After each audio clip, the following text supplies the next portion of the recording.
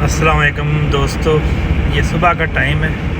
देखें कितना प्यारा मौसम है और कितनी खूबसूरत सड़क से मैं गुज़र रहा हूँ। ये जलालपुर जट्टा रोड की सड़क है, माशाल्लाह बहुत अच्छी बनी हुई है।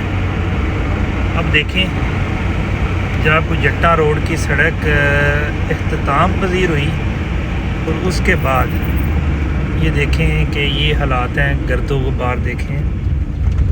इसमें मैं एक वीडियो बनाऊंगा, आज बताऊंगा आपको कि ये किस हालात से गुज़रे हैं। कल इस रोड पे 2 एक्सीडेंट हुए हैं।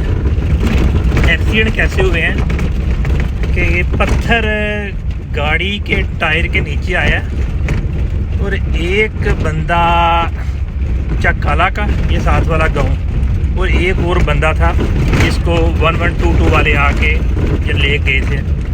2 बंदों के साथ हादसा हुआ है। और हादसा कैसे हुआ है कि रोड के ऊपर जो पत्थर पड़े हुए हैं वो पत्थर उड़ के दोनों बंदों को लगे हैं।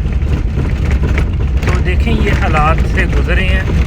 हम तो आवाज़ बुलंद कर रहे हैं, लेकिन आप पता नहीं कि इसका इंजाम क्या होता है। बहरहाल मेरी ये वीडियो लाजमी देखिएगा। बहुत शुक्रिया।